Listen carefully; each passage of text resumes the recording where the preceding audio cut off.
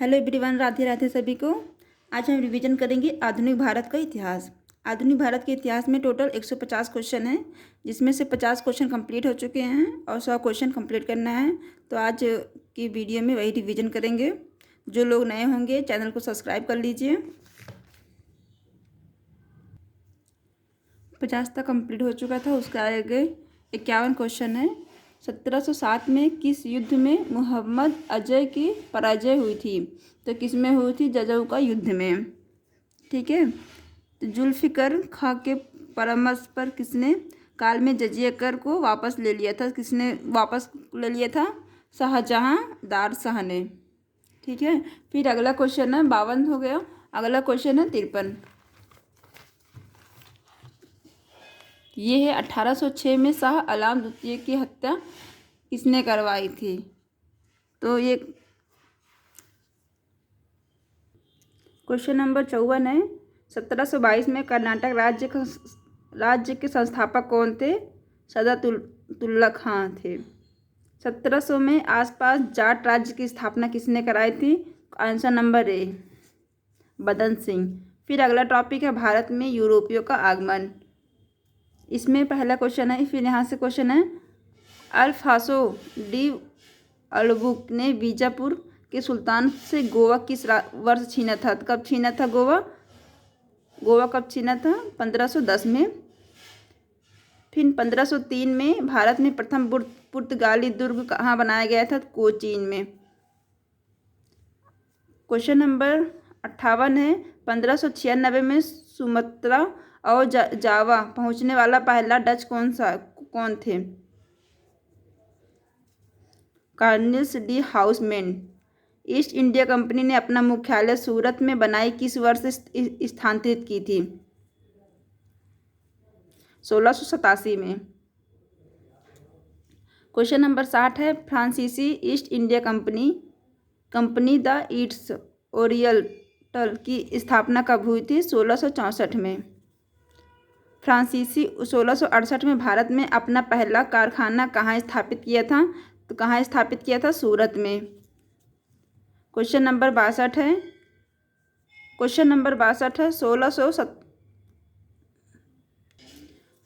1697 में किस संधि में पंडिचेरी फ्रांसीसी को पुनः दे दी गई थी?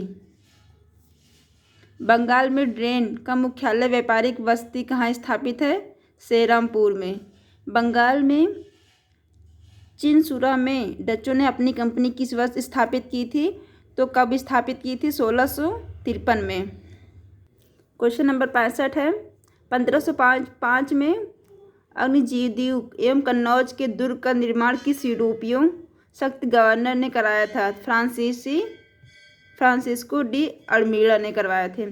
फिर अगला टॉपिक है बंगाल, अवध एवं क्षेत्रीय राज्य।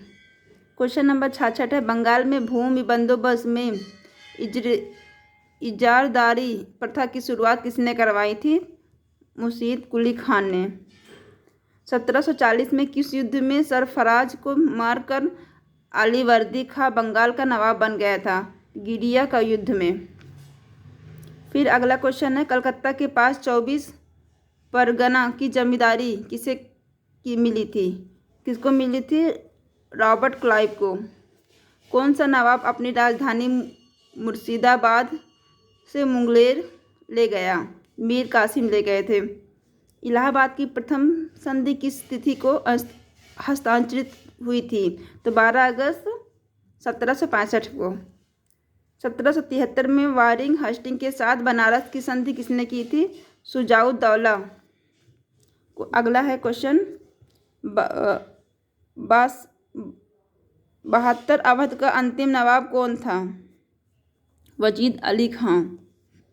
फिर अगला है क्वेश्चन है 1856 में लॉर्ड डलहौजी ने किसकी रिपोर्ट के आधार पर अवध के अंग्रेजी साम्राज्य में विलय कर दिया था? Answer B. फिर अगला टॉपिक है मसूर, मराठा और पंजाब। यहाँ से भी क्वेश्चन आते हैं। इसमें है, सबसे पहला है, टीपू सुल्तान की मृत्यु किस युद्ध में हुई थी? तो कब हुई थी टीपू सुल्तान की मृत्यु? किस युद्ध में हुई थी? चतुर मैसूर युद्ध में। और कब हुई थी? ये है किस सन में हुई थी? अच्छा, वो वास्को डी गामा की मृत्यु हुई थी। फिर क्वेश्चन नंबर 95 है, पुरंदर की संधि 1776 पूना दरबार को किसके बीच हुई थी? कर्नल। सालबाई की संधि किस वर्ष हुई थी? 1782 में सालबाई की संधि हुई थी। क्वेश्चन नंबर अगला है, देवगांव की संधि 1803 में अंग्रेज और किस मराठा सरदार के बीच हुई थी? तो आंसर नंबर सी है, भोसले। सिख और अंग्रेजों के बीच लाहौर की संधि पर हस्ताक्षर किस वर्ष हुए थे? तो 1846 में। 1814 में रणजीत सिंह को कोहिनूर हीरा किसके भेंट में किया गया था? सहज 80 है, किस गवर्नर जनरल ने 1849 ईस्वी में सिख राज्य को अंग्रेजी राज्य में विलय कर दिया था? लॉर्ड डलहौजी। फिर अगला टॉपिक है, ब्रिटिश भू राज्य एवं आर्थिक नीतियाँ। क्वेश्चन नंबर 81 है, 1772 में पंचशाला बंदोबस्त व्यवस्था किसने लागू किया था? तो किसने लागू किया था? Wiring Hasting. रेवेन्यू बोर्ड की स्थापना किस वर्ष हुई थी? 1776 में। 1819 में महालवाड़ी बंदोबस्त का प्रस्ताव सर्वप्रथम किसने प्रस्तुत किया था? उत्तर पश्चिम प्रांत आधुनिक उत्तर प्रदेश में महालवाड़ी प्रणाली के सफल संचालन में किसने महत्वपूर्ण योगदान दिखाया था? जेम्स थॉमसन ने, इन्होंने महत्वपूर्ण योगदान दिखाया था। फिर क्वेश्चन नंबर 85 है, महावाड़ी बंदोबस्त ब्रिटिश भारत में कितने प्रतिशत भूभाग पर लागू किया गए थे? तो कितने प्रतिशत? 30% पे। और रैयतवाड़ी पूछेगा तो रैयतवाड़ी रहेगा 51% पर। भारत में पहला जूट कारखाना 1855 में कहाँ शुरू किया गया था? तो कहाँ शुरू किया गया था? बंगाल में। क्वेश्चन नंबर 87 है, मुंबई में 1853 में पहली सूती कारखाना किसने स्थापित किया था? नाना भाई ने। टाटा आयरन और स्टील कंपनी की स्थापना कब और कहाँ हुई थी? 1907 में जमेश्वरपुर में हुई थी। फिर अगला क्वेश्चन है, अगला टॉपिक है 1857 में के विद्रोह एवं ब्रिटिश आयोग। क्वेश्चन नंबर 90 है, 1857 के विद्रोही ने दिल्ली पर किस तिथि का अधिकार कर लिया गया था? तो 12 मई 1857 में। द ग्रेट रिबेलियन पुस्तक के लेखक कौन थे? अशोक मेहता। जगदीशपुर बिहार 1857 के विद्रोह का नेतृत्व किसने किया था? कुंवर सिंह। झांसी और ग्वालियर के विद्रोह में किस ब्रिटिश अधिकारी ने दबाया? 1857 में बरेली के विद्रोह का नेतृत्व किसने किया था? तो ये था खान बहादुर शाह खाने। अगला है हंटर आयोग, लॉर्ड रिबन के समय किस क्षेत्र में स्थापित किया गया था? शिक्षा के क्षेत्र में। पुलिस प्रशासन पर सुझाव देने के लिए लॉर्ड कर्जन द्वारा किस आयोग का गठन किया गया था? फ्रेजर आयोग। फिर अगला है वुडहेड आयोग का गठन किस घटना के कारण की जांच हेतु किया जाता था? तो बंगाल दुर्भिक्ष। फिर अगला टॉपिक है गवर्नर जनरल एवं वायसराय। 1857 में महालेख परीक्षा CAG पद पर सीजन किसके काल में हुआ था? Lord Canning. अगला टॉपिक है सामाजिक एवं धार्मिक संस्थाएं। 104 है क्वेश्चन। 1839 में तत्बोधि सभा की स्थापना किसने की थी? देवेंद्रनाथ टैगोर ने। फिर 105 है क्वेश्चन, देवबंद स्कूल की स्थापना किसने करवाई थी? प्रार्थना समाज की स्थापना किसने की थी? आत्माराम पांडु। 1905 में सर्वेंट ऑफ इंडिया सोसाइटी की स्थापना किसने की थी? गोपाल कृष्ण गोखले। 1876 में इंडिया एसोसिएशन की स्थापना किसने किए थे? 1876 में दादा भाई नौरोजी। दादा भाई नौरोजी, WC बनर्जी या राम बिहारी घोष। ये दादा भाई नौरोजी नहीं रहेंगे इसमें। क्यों इसमें रहेंगे सुरेंद्र नाथ बनर्जी। 109 में है मैडम वालस्की की कर्नल द्वारा 1875 में थियोसॉफिकल सोसाइटी की स्थापना कहाँ हुई थी? तो न्यूयॉर्क में हुई थी। अगला टॉपिक है भारतीय राष्ट्रीय कांग्रेस। मजाक उड़ाते हुए इसे सूक्ष्मदर्शी अल्पसंख्यकों की संस्था कहा गया। कौन कहा था ये? Lord Dufferin.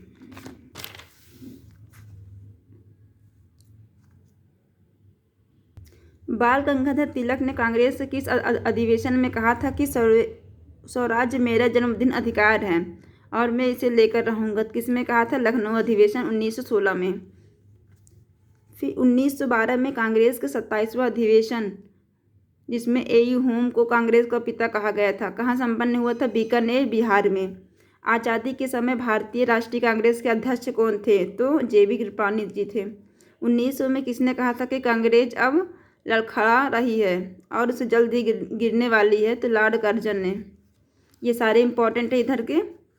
तो लाहौर 1929 में, लखनऊ 1936 और फैजपुर 1937 में अधिवेशन की अध्यक्षता किसने की थी? पंडित जवाहरलाल नेहरू। अगला टॉपिक है राष्ट्रीय आंदोलन एवं क्रांतिकारी गतिविधियाँ। क्वेश्चन नंबर, किसके सुझाव पर बंगाल विभाजन में राखी दिवस के रूप में मनाया जाता है? तो रविन्द्रनाथ टैगोर। जर्मनी के प्रथम भारतीय झंडे को किसने फहराया था? मैडम भीखा जी कामा। अमेरिका में स्वतंत्र हिंदुस्तान नामक समाचार पत्र किसने प्रकाशित किया था? तो तारकनाथ दास ने। गदर पार्टी की स्थापना कब हुई थी? गदर पार्टी की स्थापना 1913 में हुई थी। फिर अगला क्वेश्चन है 120 है। 120 है किस वर्ष 1915 में काबुल अफगानिस्तान ने भारत की प्रथम अस्थायी सरकार का गठन किसने किया था? राजा महेंद्र प्रताप। वह कौन सा क्रांतिकारी था जिसने जापानी जलपोत कामागाटा मारू को भाड़े पर लिया गया था? तो बाबा गुरु दंत सिंह ने। एनी बेसेंट ने अपनी होम रूल लीग की स्थापना की घोषणा किस वर्ष की थी? तो सितंबर 1916 में। 3 कटिया पद्धति का संबंध किस सत्याग्रह से है?